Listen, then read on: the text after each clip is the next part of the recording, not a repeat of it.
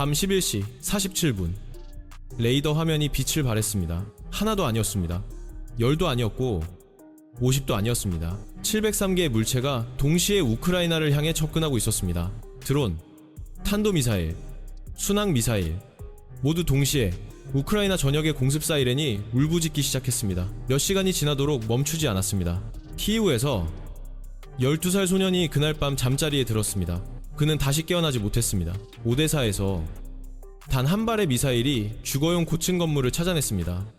9명이 자신의 집안에서 목숨을 잃었습니다. 새벽이 밝아올 때 17명의 우크라이나인이 사망했습니다. 100명 이상이 부상을 입었습니다. 이것은 이 전쟁 역사상 단일 최대 규모의 공중 공격이었습니다. 그리고 우크라이나는 그중 95%를 막아냈습니다. 통과된 5%가 모든 것을 바꾸었습니다. 왜냐하면 이 이야기는 우크라이나가 막아낸 것에 관한 것이 아니기 때문입니다. 이것은 95%를 막는 것이 더 이상 충분하지 않을 때 어떤 일이 벌어지는가에 관한 것입니다. 그리고 러시아는 그것을 알고 있습니다. 2026년 4월 16일 밤을 이해하려면 그것을 만들어낸 전쟁을 이해해야 합니다. 이 분쟁은 이제 800일을 넘어섰습니다. 800일간의 포격, 드론 공습, 미사일 집중포화.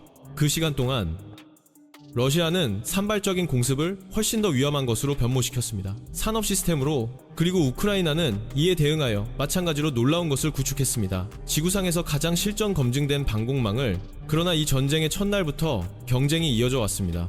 러시아는 우크라이나가 파괴할 수 있는 것보다 더 빠르게 무기를 생산해야 합니다. 우크라이나는 러시아가 제조할 수 있는 것보다 더 빠르게 위협을 요격해야 합니다. 4월 15일에서 16일로 넘어가는 밤은 그 경쟁에서 누가 이기고 있는지를 시험하는 날이었습니다.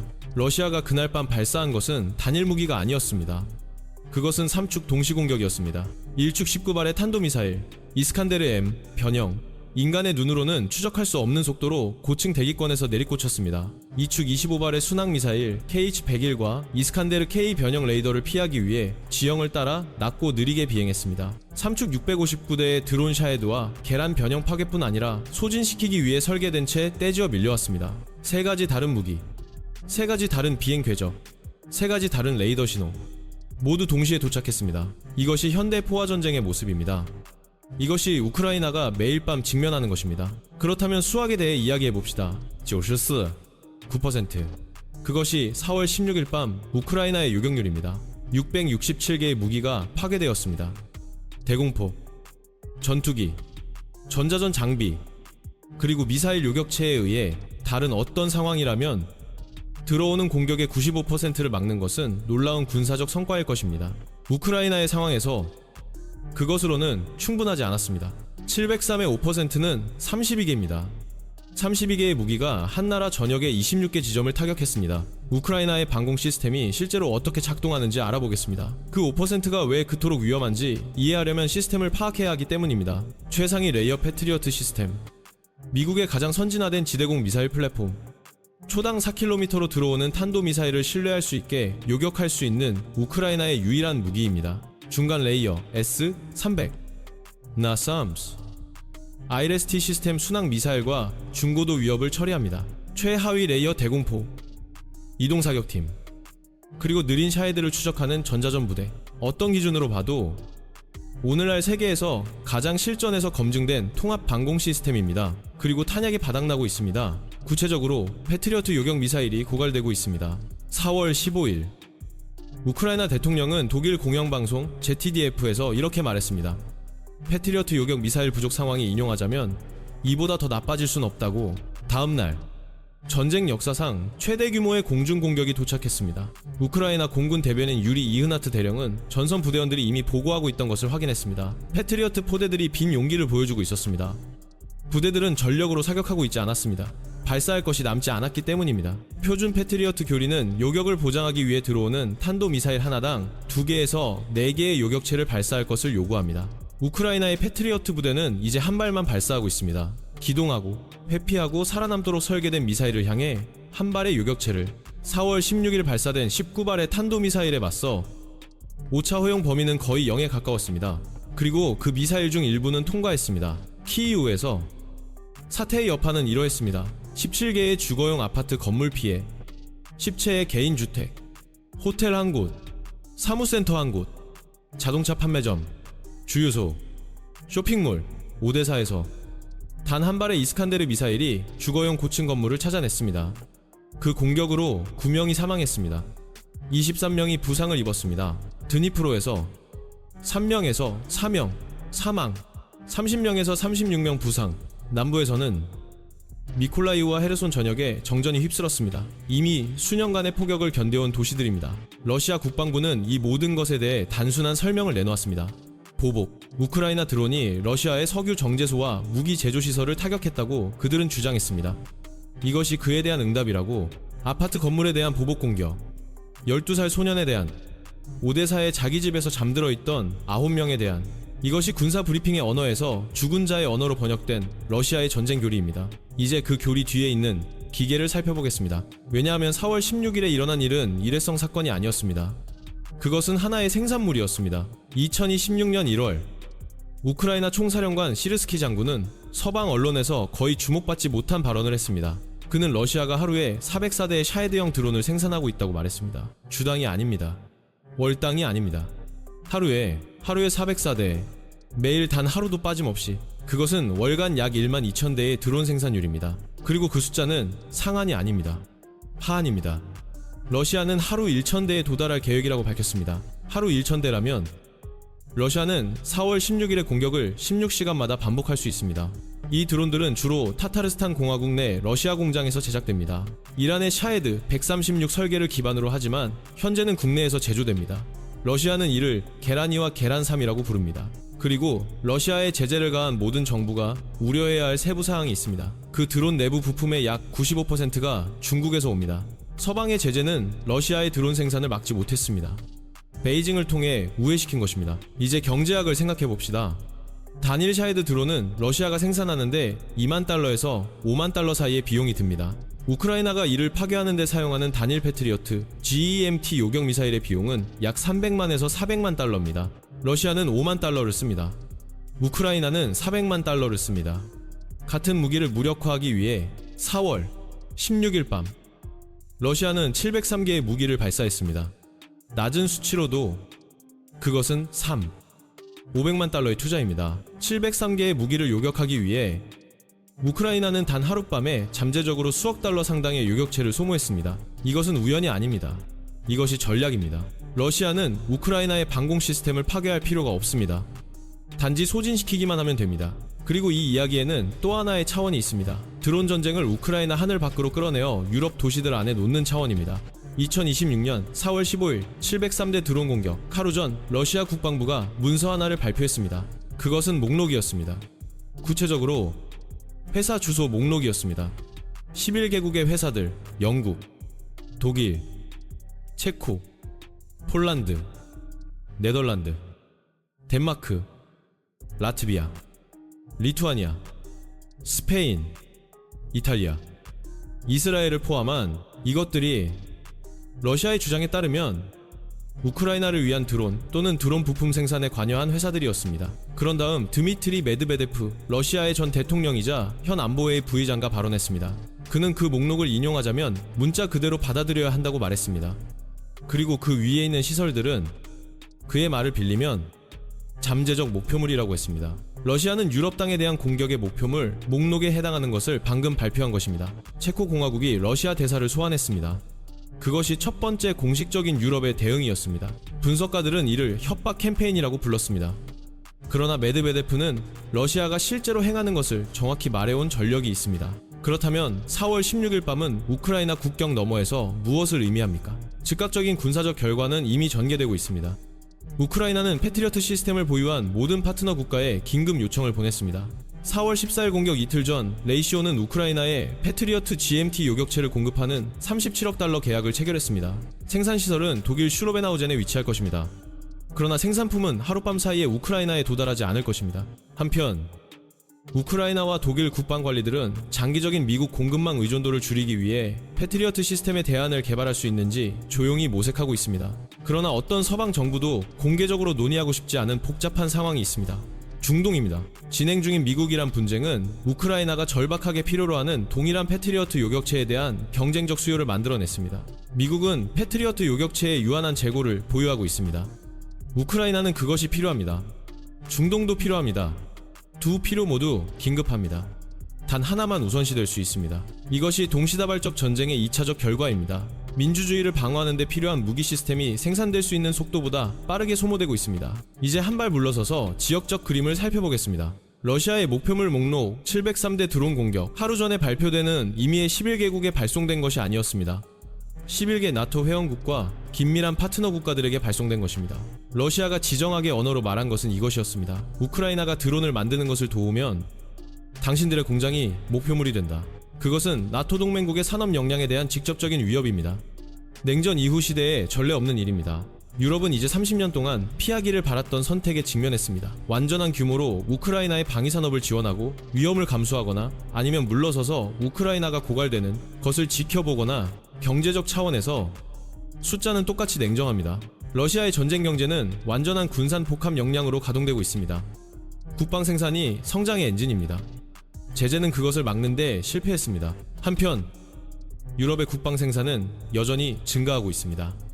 슈로벤하우젠 패트리어트 시설은 새로운 모델을 대표합니다. 미국의 물류에 의존하지 않는 유럽 내 생산. 그러나 어떤 계약도 즉시 해결할 수 없는 근본적인 경제적 비대칭이 있습니다. 러시아는 5만 달러로 살상기계를 생산할 수 있습니다. 우크라이나는 그것을 막기 위해 80배를 써야 합니다. 이제 전 세계적 차원을 고려해봅시다. 다음 10년의 전쟁을 형성할 차원입니다. 우크라이나 전쟁은 단순한 분쟁이 아닙니다. 그것은 드론 전쟁 교리가 쓰여지고 있는 살아있는 실험실입니다. 실시간으로. 진짜 피로. 지구상의 모든 군대가 지켜보고 있습니다. 중국이 지켜보고 있습니다. 이란이 지켜보고 있습니다. 북한이 지켜보고 있습니다. 그들은 포와 드론 전쟁이 지구상에서 가장 정교한 방공 시스템을 압도할 수 있는지 지켜보고 있습니다. 그리고 2026년 4월 16일 기준으로 그 답은 이렇게 보입니다.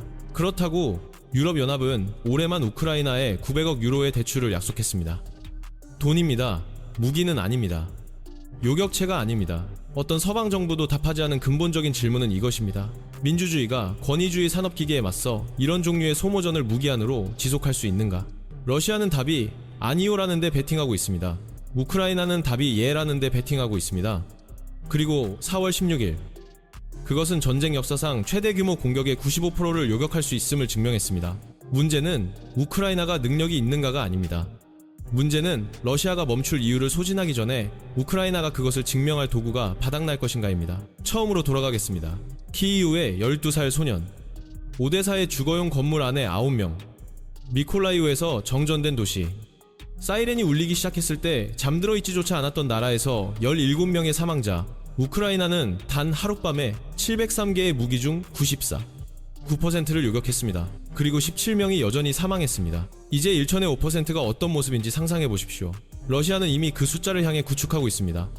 타타르스탄의 공장들은 주말에 멈추지 않습니다. 드론들은 쉬지 않습니다. 그리고 독일 어딘가에서 아직 건설되지 않은 공장 바닥에서 그 기계에 대한 답이 계획되고 있습니다. 그러나 아직 생산되지 않았습니다. 그 두 공장 사이의 격차, 타타르스탄에서 가동 중인 하나와 슈로벤하우젠에서 계획 중인 하나는 마일만이 아니라 시간으로도 그리고 생명으로도 측정됩니다. 이 전쟁의 다음 장을 정의해야 할 질문은 전술적인 것이 아닙니다. 그것은 산업적입니다. 경제적입니다. 정치적입니다. 자유세계는 우크라이나의 하늘이 완전히 무너지기 전에 경제 전체를 무기공장으로 전환한 권위주의 국가보다 더 많이 생산할 수 있을까요? 우리는 아직 답을 모릅니다. 그러나 2026년 4월 16일 밤 우크라이나는 하루를 더 벌었습니다. 하루를 더 싸웠습니다. 하루를 더 요격했습니다. 지워지기를 거부하는 나라의 하루를 더. 여기는 시그널 사이퍼 랩입니다. 깨어 계십시오. 날카로워지십시오. 오데사에서 일어난 일을 완전히 이해하려면 현대 미사일 전쟁의 기하학을 이해해야 합니다. 이스칸데르 탄도미사일은 최대 50km 고도에 도달한 후 마하 6에 가까운 속도로 지구를 향해 낙하하는 준탄도 궤도를 그립니다. 그 속도에서 탐지와 충격 사이에는 약 30초가 있습니다. 방공 시스템을 가동할 30초, 요격체를 발사할 30초, 오데사의 주거용 건물이 사라지기 전에 30초. 그날 밤 패트리어트 포대가 배급된 요격체로 운영되는 상황에서 그 30초는 충분하지 않았습니다. 659대의 드론 떼가 실제로 무엇을 하도록 설계되었는지는 덜 보도됩니다. 그 드론들 대부분은 처음부터 목표물에 도달할 의도가 아니었습니다. 그것들은 미끼였습니다. 비행하는 소음이었습니다. 그 각각이 우크라이나 운영자들로 하여금 결정하게 강요했습니다. 이것이 진짜인가? 아니면 교란인가? 659개의 동시물체에서 우크라이나 방공사령부의 가해지는 인지적 부하는 본질적으로 오류를 유발하도록 설계됩니다. 러시아는 우크라이나 방공의 가장 약한 고리가 하드웨어가 아니라는 것을 이해합니다. 그것을 운영하는 인간들입니다. 밤마다, 경보마다 그것 역시 하나의 전략입니다. 미사일뿐만 아니라 그 뒤에 사람들을 소진시키도록 설계된 이 무기의 역사를 더 거슬러 올라가 봅시다. 샤헤드 드론은 러시아에서 탄생하지 않았기 때문입니다. 그것은 이란에서 시작되었습니다. 샤헤드 136, 페르시아어로 목격자를 의미하는 은 예멘에서 이란에 의해 처음 배치되었으며 당시 서방이 충분히 인식하지 못한 능력을 보여주었습니다. 저렴한 프로펠러 구동 항공기가 정밀도로 고가치 인프라를 파괴할 수 있었습니다. 요격의 경제학을 터무니없게 만드는 비용으로 2022년 9월 러시아는 이란으로부터 샤헤드 136 드론 구매를 시작했습니다. 수백 대가 카스피해를 건너 선적되었습니다. 서방은 지켜봤습니다. 제재했습니다. 비난했습니다. 그리고 우크라이나는 새로운 방식으로 죽어가기 시작했습니다. 2023년까지 러시아 엔지니어들은 이란 설계를 역설계하고 있었습니다. 2024년까지 게라니가 러시아 조립 라인에서 출시되었습니다. 이란이 청사진을 제공했습니다. 중국이 부품을 제공했습니다. 러시아가 공장 바닥을 제공했습니다. 이것이 21세기 무기 이전의 모습입니다. 무기 판매가 아닙니다. 기술 생태계 세계의 권위주의 국가에 걸쳐 분산되어 서방의 수출 통제에 보이지 않는 우크라이나 도시 상공을 비행하는 모든 계란, 드론 안에는 중국 공장의 마이크로칩과 회로 기판이 있습니다. 그중 많은 것이 서방 소비자 전자제품도 공급합니다. 당신의 스마트폰을 만드는 것과 동일한 글로벌 공급망이 부분적으로 키이우 쇼핑몰을 파괴한 무기를 만들고 있습니다. 제재는 특정 중국 기업들을 표적으로 삼았습니다. 그러나 공급망은 제재위원회가 회의를 열 수 있는 것보다 더 빠르게 적응합니다. 제조업체가 블랙리스트에 오를 때쯤 대체품이 이미 만들어져 있습니다. 이것은 공급망이 아닙니다. 이것은 히드라입니다. 러시아의 무인 시스템군은 2026년 말까지 16만 5천 명으로 확장할 계획입니다. 많은 유럽 국가들의 전체 현역 군대보다 많은 드론 전쟁에만 전담하는 유럽의 대응이 어떻게 보였는지, 그리고 분석가들이 왜 그것을 제자리 달리기라고 묘사하는지 살펴보겠습니다. 2022년 이후 유럽 정부들은 4천억 유로 이상의 국방비 증액을 발표했습니다. 그 숫자는 압도적으로 들립니다. 그러나 유럽 방위산업은 전시 생산 속도를 위해 구축된 것이 아니었습니다. 평시 조달 주기를 위해 구축되었습니다. 그리고 그 두 가지는 완전히 다른 시간 척도로 운영됩니다. 슈로베 나우젠 패트리어트 시설이 완전한 역량에 도달하는 데는 수년이 걸릴 것입니다. 우크라이나의 방공은 오늘 약화되고 있습니다. 이것이 이 전쟁의 근본적인 불일치입니다. 러시아는 시간을 드론 생산 주기로 측정합니다. 주 단위. 유럽은 시간을 조달 계약으로 측정합니다. 연 단위. 메드베데프의 목표물 목록은 또한 결의의 시험이었습니다. 명시된 회사 중 어느 곳이라도 생산을 줄이거나 운영을 이전한다면 러시아는 단 한 발의 미사일도 발사하지 않고 그 정보 캠페인에서 승리합니다. 목표물 목록은 무기입니다. 무기는 두려움입니다. 그리고 두려움은 패트리어트 요격체와 달리 생산 비용이 들지 않습니다. 글로벌 무기 산업은 제2차 세계대전 이후 본 적 없는 것을 목격하고 있습니다. 교체 속도를 초과하는 속도로의 첨단 무기의 실시간 소모, 첨단 방위 산업을 가진 모든 민주주의 국가는 이제 같은 질문에 직면합니다. 현재 전쟁은 말할 것도 없고 다음 전쟁을 치르기에 충분히 빠르게 생산하고 있는가? 군사 역사가들은 결정적인 전투 없이 권력을 이동시키는 전쟁에 대한 문구를 사용합니다. 그들은 그것을 서서히 소진이라고 부릅니다. 결정타가 아닙니다. 단지 역량에, 의지에, 계속할 능력에 느린 고갈입니다. 러시아의 전략은 단일 결정적 교전에서 이기는 것이 아닙니다. 우크라이나를 서서히 소진시키는 것입니다. 드론 공격 하나씩, 요격체 비축량 하나씩, 전력망 하나씩. 그 맥락에서 4월 16일 공격은 러시아에게 실패가 아니었습니다. 95%의 요격률에도 불구하고 발사된 모든 요격체는 우크라이나가 더 이상 갖지 않는 것입니다. 우크라이나는 이것을 압니다. 그것이 젤렌스키가 18개월 동안 같은 호소를 해온 이유입니다. 더 많은 요격체, 더 빠른 배송, 러시아의 속도에 맞출 수 있는 생산 파이프라인. 세계는 들었습니다. 고개를 끄덕였습니다. 계약에 서명했습니다. 그리고 배달했습니다. 하지만 전선이 요구하는 속도에는 결코 미치지 못했습니다.